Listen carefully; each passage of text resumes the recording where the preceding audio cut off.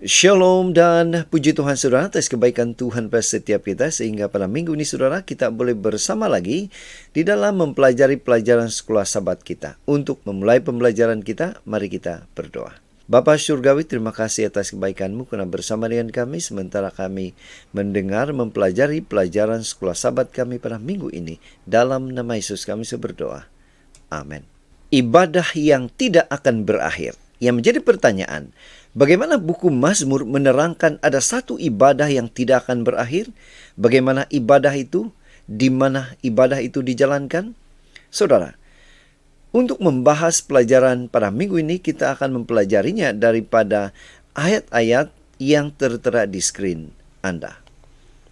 Ayat hafalan, Mazmur 104 ayat 33 versi Borneo mengatakan, Aku akan menyanyi untuk Tuhan sepanjang hayatku. Aku akan menyanyikan pujian untuk Allahku selagi aku hidup. Nah saudara, pendahuluan sekolah Sabat, ibadah adalah tindak balas makhluk terhadap karunia pencipta. Dua kebenaran Alkitabiah terbukti dalam ringkasan ini. Pertama, Tuhan telah memberikan banyak nikmat kepada manusia. Nikmat ini seharusnya membangkitkan rasa syukur dalam hati manusia atas kebesaran kasih sayang Tuhan. Kedua, manusia dikurniakan kecenderungan semula jadi untuk bertindak balas terhadap keajaiban Tuhan dengan pemujaan. Ibadah mesti terpancar dari hati. Kitab Mazmur mengajar kita bagaimana kita boleh melakukan ibadah ini mengikut apa yang Tuhan harapkan daripada kita. Dan untuk mendalami pelajaran tentang ibadah ini, kita akan membagikan kepada 5 topik seperti yang tertera di screen Anda. Kita masuk di tajuk yang pertama, yaitu angkat Tuhan Anda di tempat suci. Mazmur 134. Nah, apa makna mengangkat tangan di tempat suci menurut Mazmur 134? Firman Tuhan dalam Mazmur 134 ayat 1 dan 2 dan sehingga 3 mengatakan, Nyanyian ziarah, mari pujilah Tuhan, hai semua hamba Tuhan yang datang melayani di rumah Tuhan pada waktu malam. Angkatlah tanganmu ke tempat kudus dan pujilah Tuhan. Kiranya Tuhan yang menjadikan langit dan bumi memberkati engkau dari Sion. Saudara, para imam mengangkat tangan mereka untuk memberkati umat.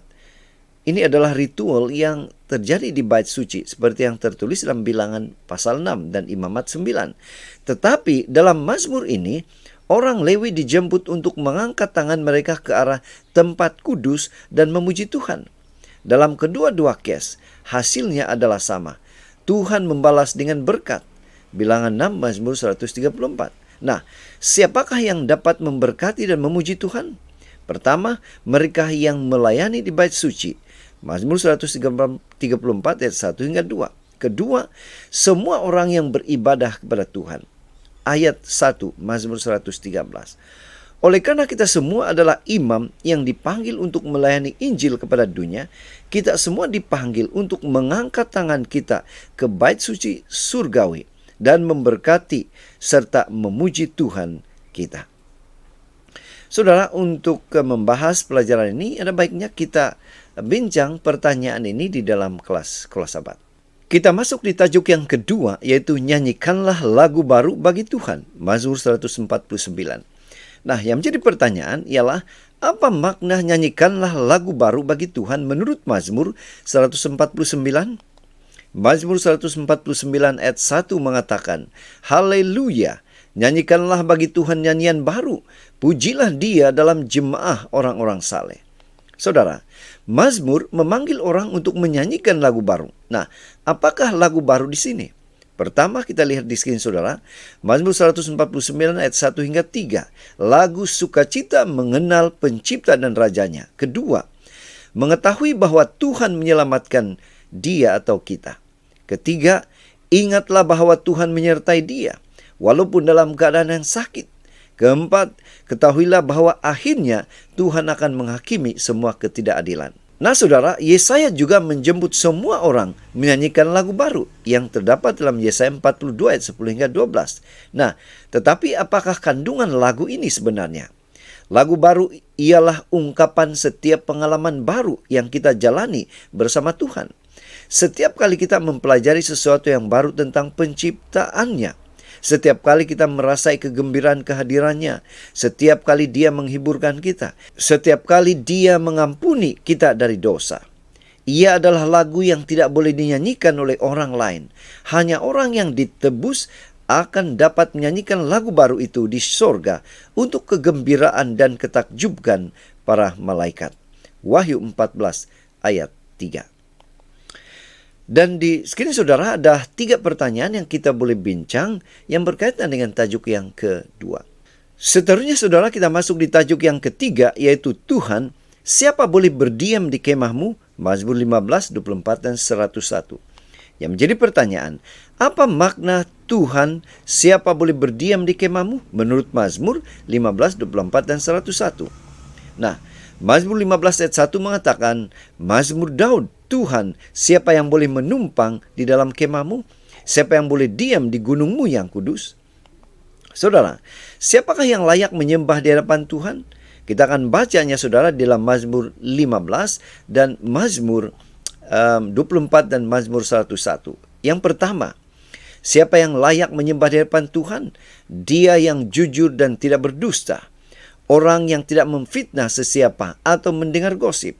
Dia yang memuliakan orang yang takut kepada Tuhan. Dia yang tidak mengubah perkataan yang telah diberikannya walaupun dia disakiti. Dia yang menolong tanpa keinginan untuk mendapat manfaat daripadanya. Dia yang tidak bertolak ansur dengan ketidakadilan. Perasaan yang murni dan keinginan yang bersih. Dia yang tidak mencari pergaulan dengan orang jahat, tetapi menegur dosa mereka. Pendek kata, mereka yang menyembah Tuhan adalah Dia yang menuruti perintah dan hidup dalam kekudusan. Ingatlah bahwa Dia yang tidak berbuat dosa bukanlah orang yang benar atau kudus, tetapi Dia yang bertobat dan berusaha untuk melayani Tuhan dari hati yang penuh ketulusan. Dan di skrin saudara, ada 3 pertanyaan yang kita boleh bahas yang berkaitan dengan tajuk yang ketiga. Kita masuk di tajuk yang keempat, yaitu nyatakan kemuliaannya di antara bangsa-bangsa. Mazmur 96. Nah, yang menjadi pertanyaan, apa makna nyatakan kemuliaannya di antara bangsa-bangsa menurut Mazmur 96? Mazmur 96 ayat 8 mengatakan, berilah kepada Tuhan kemuliaan namanya, bawalah persembahan dan masuklah ke pelatarannya. Ibadah merangkumi pelbagai aspek. Kita menyembah Tuhan dengan nyanyian, Mazmur 96 ayat 1 hingga 2. Kita menyembah Dia apabila kita memberitahu orang lain tentang Tuhan, atau dengan menjemput mereka untuk menyertai penyembahan kita. Kita menyembah apabila kita menghormati namanya dan mempersembahkan persembahan kepadanya. Kita menyembah Tuhan karena prinsip takut akan Tuhan. Walau bagaimanapun, ini tidak membayangkan perasaan takut. Sebaliknya, rasa hormat. Ia adalah ketakutan yang lahir daripada dasar keindahan kekudusan.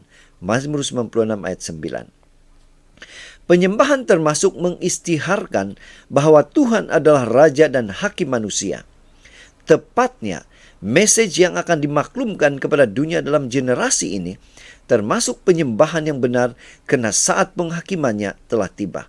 Wahyu 14 ayat 7. Nah, adakah kita menyembah Tuhan karena Dia akan menghakimi kita?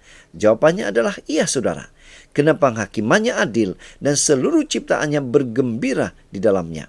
Mazmur 96 ayat 11 hingga 13. Dan ada 2 pertanyaan yang kita boleh bincang yang berkaitan dengan tajuk yang keempat ini. Kita masuk di tajuk yang kelima, yaitu apabila Tuhan tidak suka dengan korban, Mazmur 40, 50, dan 51. Nah, yang menjadi pertanyaan saudara, apa makna Tuhan tidak suka dengan korban menurut Mazmur 40, 50, dan 51?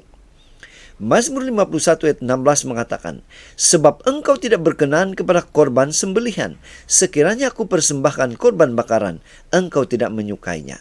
Saudara, bahagian asas penyembahan di Ka'bah ialah korban binatang. Walau bagaimanapun, dalam Mazmur Tuhan menolak korban, seperti yang kita baca sebentar tadi. Yang menjadi pertanyaan, kenapa Tuhan menolak korban tersebut? Nah, Tuhan tidak menghendaki korban apabila orang yang mempersembahkannya berlaku zalim terhadap sesamanya, atau tidak dapat mengenal dalam diri mereka realiti rohani yang mereka wakili, atau hanya melaksanakannya sebagai ritual semata-mata. Saudara, Tuhan tidak memerlukan korban. Walau bagaimanapun Dia meminta kita untuk mempersembahkan mereka kepadanya. Nah, apakah jenis pengorbanan yang Tuhan tuntut daripada kita hari ini sebenarnya? Tuhan menghendaki kita menyembah Dia dalam roh dan kebenaran.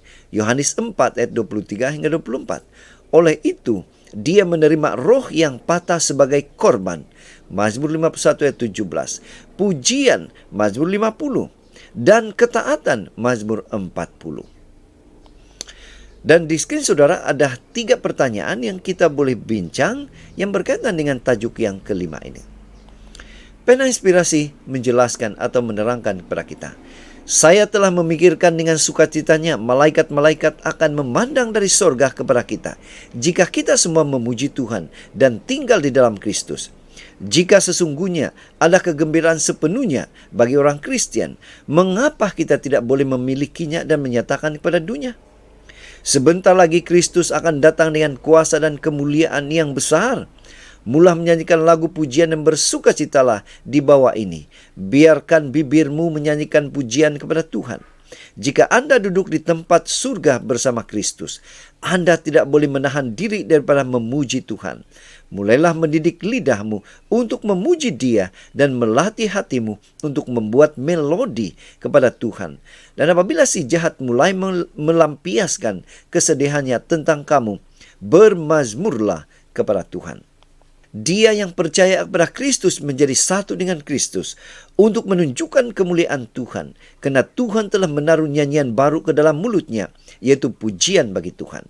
Dia setiap hari ingin mengetahui lebih banyak tentang Kristus, supaya dia boleh menjadi lebih seperti Dia.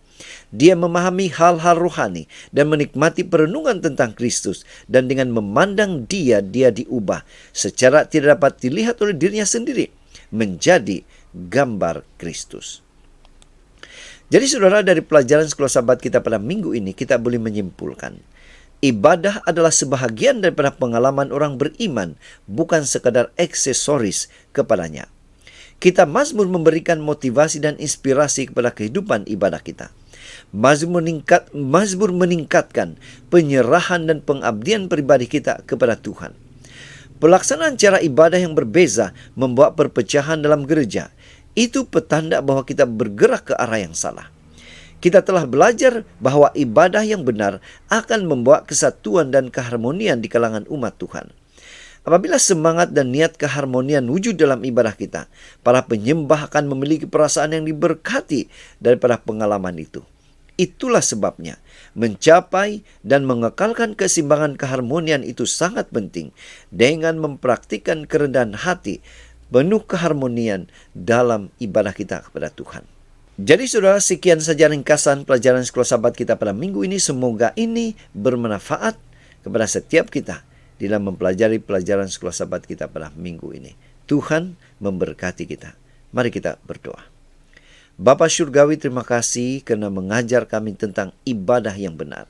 Dan biarlah semangat ibadah yang kami pelajari ini menjadi penerapan dalam hidup kami. Dalam nama Yesus kami berdoa.